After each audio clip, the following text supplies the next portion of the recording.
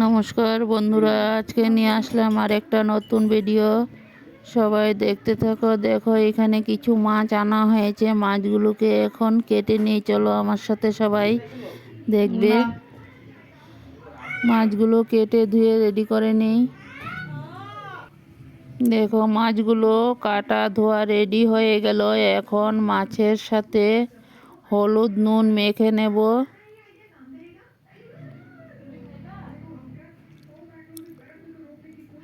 হলুদ নুন মেখে কিছু সময় রেস্টে রেখে দেব। দেখো মাছের মধ্যে নুন হলুদ মাখা রেডি হয়ে গেল। এখন মাছগুলোকে কিছু সময় রেস্টে রাখা হবে।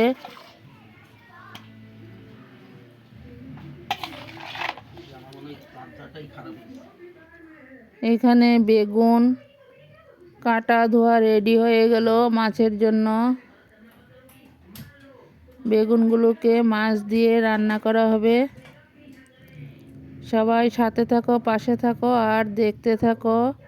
আমি স্বপ্না, আমার চ্যানেলের নাম স্বপ্না রায় ব্লগ। দেশ ও দেশের বাইরে যে যেখান থেকে আমার ভিডিওগুলো দেখতে পাচ্ছ সবাইকে অনেক অনেক ভালোবাসা। দেখো এখানে বেগুন ভাজার জন্য কড়াইতে তেল বসিয়ে দিলাম। তেলটা গরম হয়ে গেল। এখন বেগুনগুলোকে ভেজে নেব। বেগুনগুলো বসিয়ে দিলাম, বেগুনগুলো ভেজে নেই, তারপর আবার ফিরে আসব। বন্ধুরা দেখো এইখানে আলু কেটে ধুয়ে রেডি করে নিয়েছি মাছের জন্য। আলুগুলোকে এখন ভেজে নেব।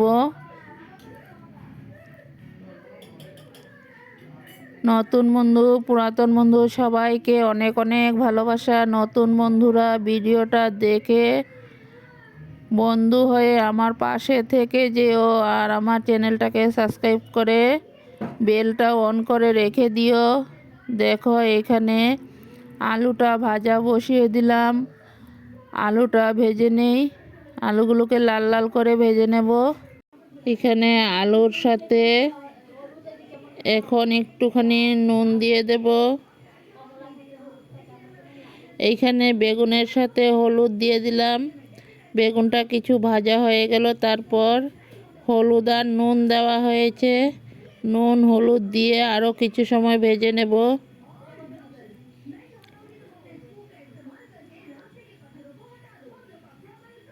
এখানে আলুগুলোকে লাল লাল করে ভেজে নেওয়া হয়েছে নুন হলুদ দিয়ে। আলু বেগুন ভাজা রেডি হয়ে গেল। দেখো বন্ধুরা বেগুনের সাথে নুনটা একটুখানি পরে দেওয়া হয়েছে, কারণ বেগুনের সাথে যদি নুনটা আগে দেওয়া হতো বেগুনটা ভাজা কম হতো, তার জন্য নুনটা পরে দেওয়া হয়েছে। বেগুনগুলো না হলে তো গলে যাবে।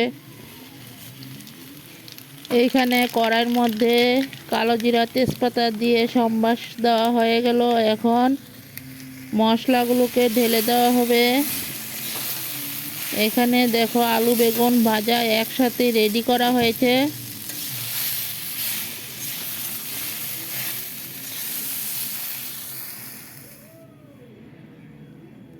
এইখানে মিক্সিতে পেস্ট করা মশলাগুলো রেডি করা হলো। তেলটা গরম করে তারপর মশলাগুলোকে ঢেলে দেওয়া হয়েছে।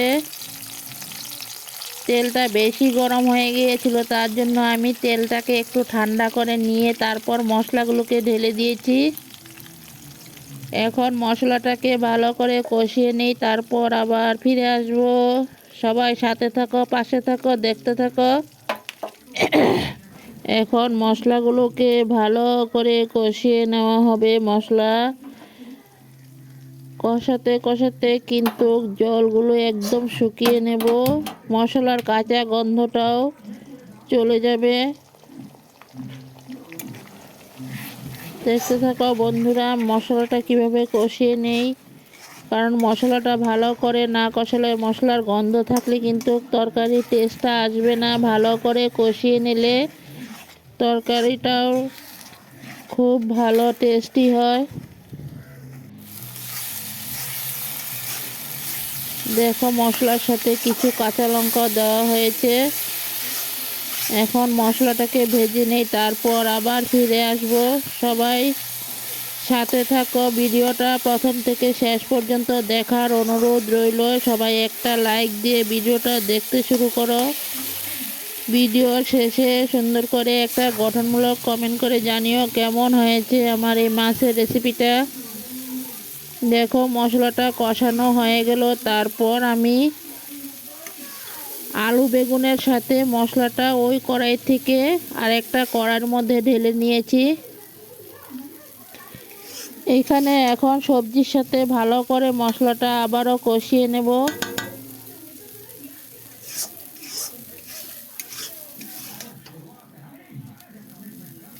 সবজির সাথে আরও কিছু সময় কষিয়ে নেব, দেখতে থাকো সবাই।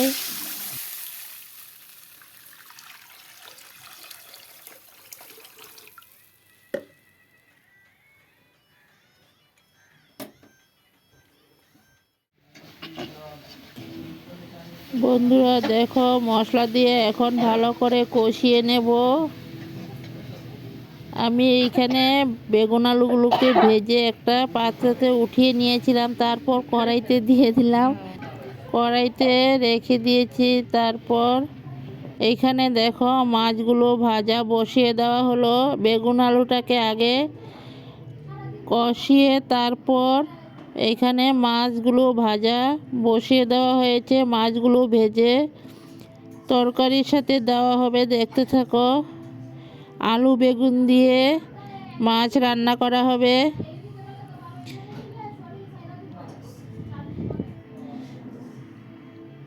ভাঙন মাছ, ছোট ছোট ভাঙন মাছের একটা পিঠ ভাজা হয়ে গেল, এখন উল্টিয়ে দেওয়া হয়েছে মাছগুলোকে। মাছগুলো ভেজে তারপর ঝোলের সাথে দেওয়া হবে। সবাই দেখতে থাকো। আর রান্নাটা কে করে নিয়েছে দেখো তোমরা সবাই। আমার বৌমা রান্নাটা করে নিয়েছে। দেখো একটা কড়াইতে তরকারির ঝোল দেওয়া হয়েছে, আর একটাতে মাছ ভাজা রেডি।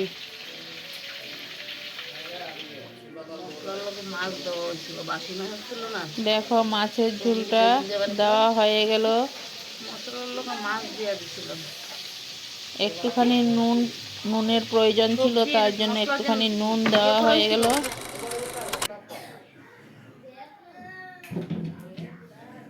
দেখো মাছের ঝোলটা উতরান উঠে গেল। দেখো মাছের ঝোলটা উতরান উঠে গেল, এখন মাছগুলোকে দেওয়া হয়েছে, দেখতে থাকো সবাই। মাছগুলো দিয়ে কিছু সময় আরও উতরান উঠে নেব, তারপর নামিয়ে নেব। সবাই দেখতে থাকো। আশা করি সম্পূর্ণ ভিডিওটাই তোমাদের কাছে ভালো লাগবে। আর ভিডিওটাকে কোথা থেকে দেখছো সবাই একটু কমেন্টে জানিও।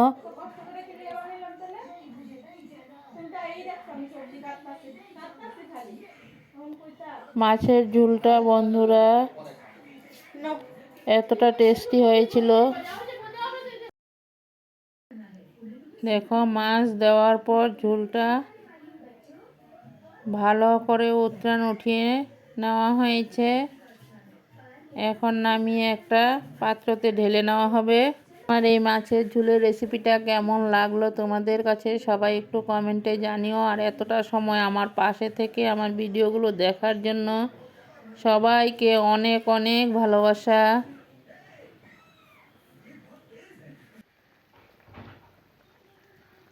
বন্ধুরা দেখো ঝোলটা রেডি হয়ে গেল, এখন নামিয়ে একটা পাত্রতে ঢেলে নেওয়া হবে। আজকে ধনিয়া পাতা নেই, তার জন্য ধনিয়া পাতা দেওয়া হলো না। মাছের ঝোলটা এইভাবেই রান্না করা হয়েছে, ধনিয়া পাতা দিলে কিন্তু দারুণ টেস্টি হয়। কেমন লাগলো সবাই একটু কমেন্টে জানিও। যদি ভালো লাগে লাইক কমেন্ট শেয়ার করে বন্ধু বান্ধবকে দেখার সুযোগ করে দিও। দেখো ঝোলটা নামিয়ে একটা পাত্রতে ঢেলে নেওয়া হয়েছে। কেমন লাগলো যদি ভালো লাগে লাইক কমেন্ট শেয়ার করে বন্ধু হয়ে আমার পাশে থেকে যেও। পরবর্তীতে আরও নিত্য নতুন ভিডিও নিয়ে চলে আসব। সবাই ভালো থাকো, সুস্থ থাকো, নিজের পরিবারের খেয়াল রাখো। Tata bye.